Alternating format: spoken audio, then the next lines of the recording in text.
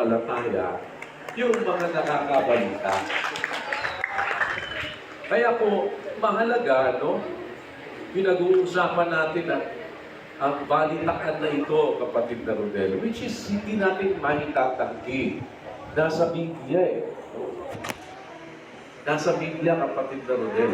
Kaya sabi ko, lalo ko kayong na-appreciate na dati noon, ang gusto ko ay mag-conform.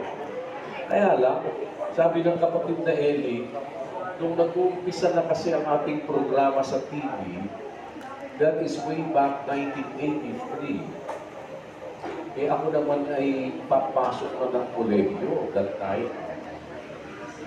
Nag-uumpisa po kasi ang ating programa sa radyo ng 1980.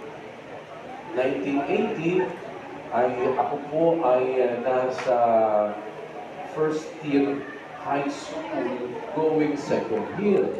1980. So, ibig sabihin, high school pa rin ako noong 1983.